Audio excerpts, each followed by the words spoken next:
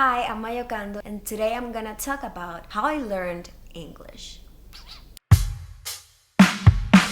Today I'm gonna talk about the whole process from the very beginning to today. Para todas las personas nuevas y para aquellas que no son tan nuevas pero son como flojas para suscribirse, por favor suscríbanse a este canal y también por favor síganme en Instagram, soy @mayaoka. En Instagram hace un par de días estaba yo hablando sobre una aplicación que pone subtítulos, etc.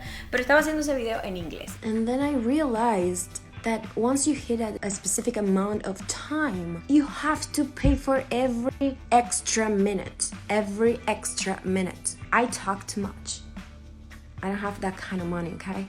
Y algo que pasa siempre que yo hago cualquier videito en inglés, que mi audiencia en español siempre le choca mucho, no a toda, pero hay una parte que le choca mucho que hablo totalmente distinto, que les sueno totalmente como si fuese otra persona. Y de eso vamos a hablar un poquito hoy también. Pero me llamó la atención que siempre hay como muchas dudas cuando se trata de hablar otro idioma y hay muchas misconceptions. Ideas erradas que la gente se hace sobre aprender un segundo idioma. Así que yo quise agarrar el toro por los cachos y preguntarle a la gente cuáles eran sus más grandes dudas y en qué podía yo más o menos guiarlos en el camino de aprender ese segundo idioma. Entonces vamos a empezar por el principio. Para los que no saben, yo soy bilingüe, vivo en los Estados Unidos desde hace 8 años, ya voy a cumplir 8 años. Por supuesto, el español es mi primer idioma, tuve que aprender inglés cuando llegué acá. Y cuando yo hago videos en inglés, siempre hay una parte de esa audiencia en español que le causa como súper curiosidad que mi sonido en inglés es totalmente distinto a mi sonido en español. Entonces hice la pregunta abierta al público de cuáles eran esas curiosidades y esas misconceptions, esas ideas erradas que tenemos cuando se trata de aprender un segundo idioma.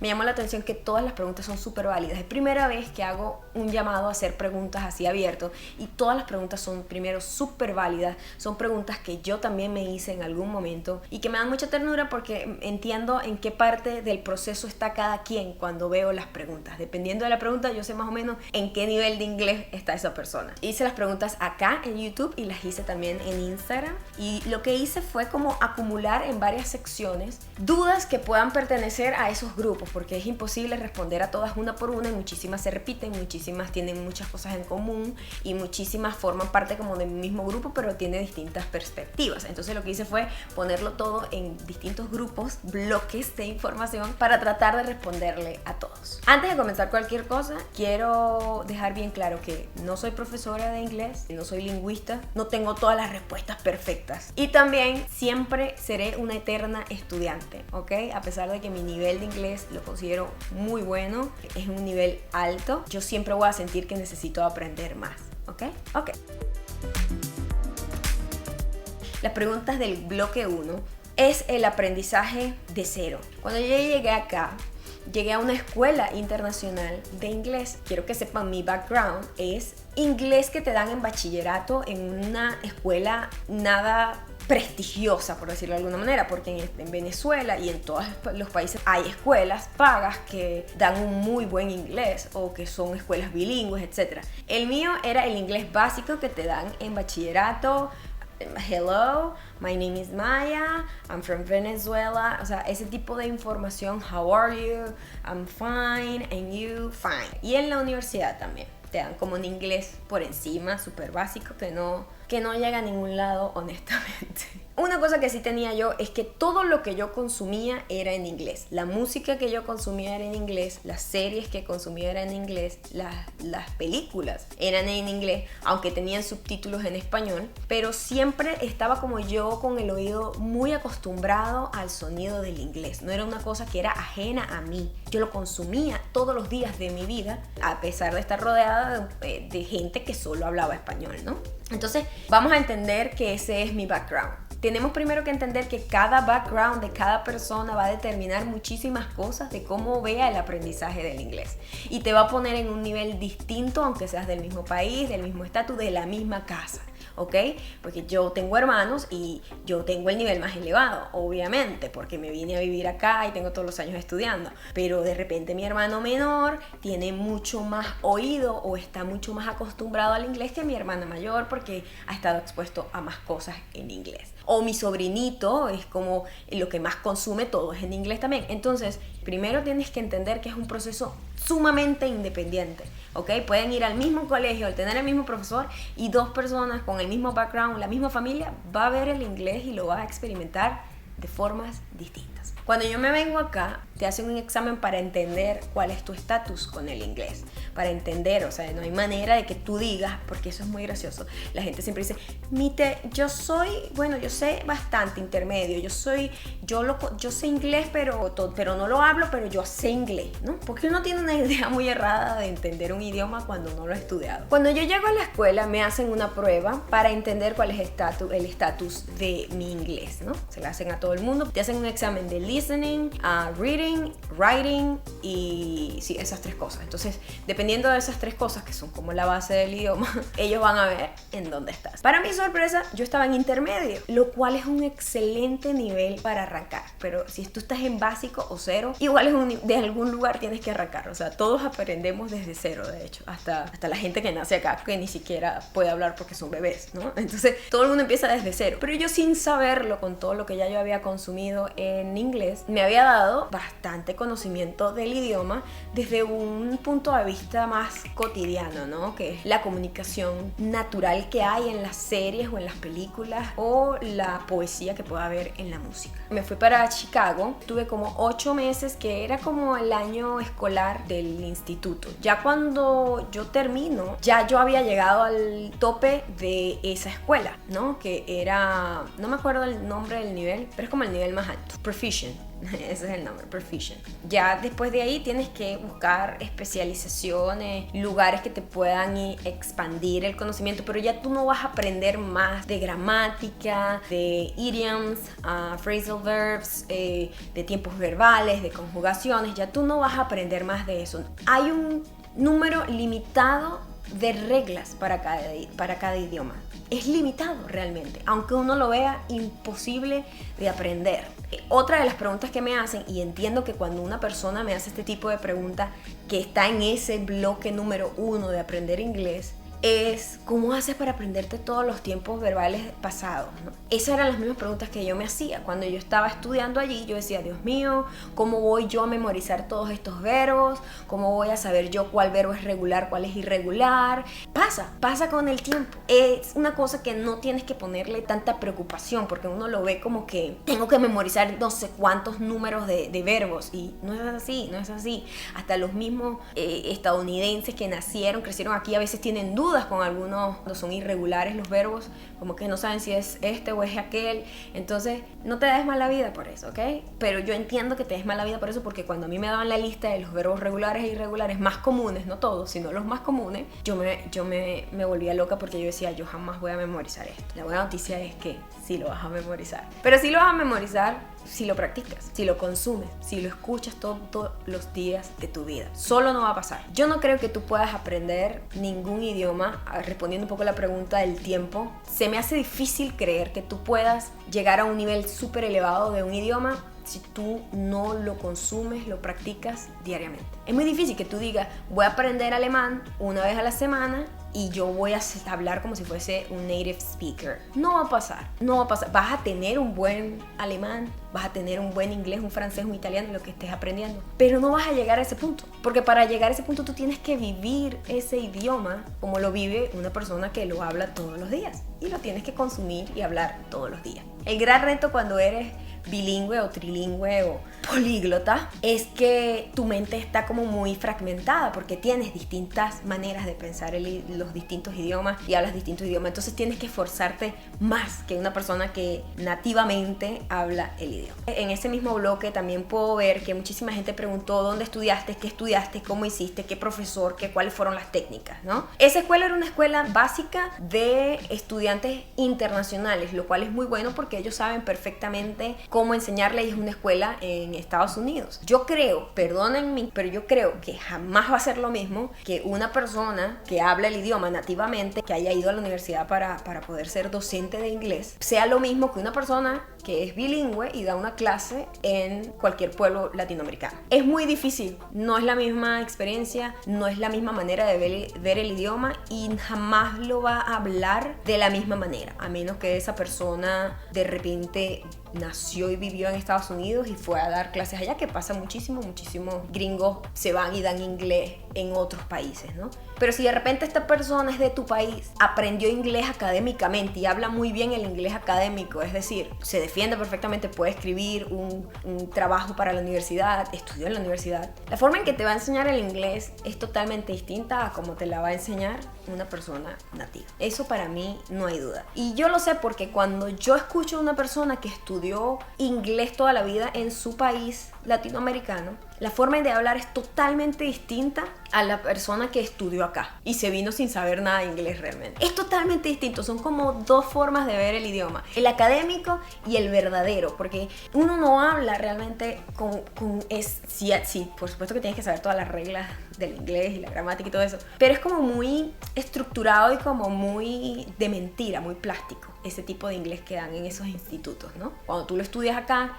y lo vives y lo experimentas y lo hablas y lo escuchas todo el día, eso es otra cosa. Y tú lo sabes porque tú hablas español, ¿verdad? Si estás viendo este video. Tú hablas español en tu país. Tú has visto español, castellano en la escuela. Cuando a ti te dan castellano en la escuela es una cosa estructurada, es como muy cuadradito. Pero ¿cómo lo hablas tú todos los días? No lo hablas así. Tienes muchos refranes, tienes muchas frases, tienes palabras que no significan lo que realmente estás tratando de decir. Entonces, cuando me preguntan, ¿cómo hiciste para aprender inglés? ¿Puedo aprender en una escuela en mi país? Sí, la respuesta es que sí puedes aprender. ¿Va a ser el mismo inglés que aprenderías si estudiaras en una ciudad de Estados Unidos y vivieras en esa ciudad por un tiempo? No, eso es una realidad, dura pero real. Yo después que termino allí, yo me quedo como que, yo necesito seguir estudiando esto porque ya esta escuela no me puede dar más, pero yo necesito aprender más, yo necesito mejorar mi vocabulario, mejorar mi fluidez, mejorar como la cotidianidad del idioma.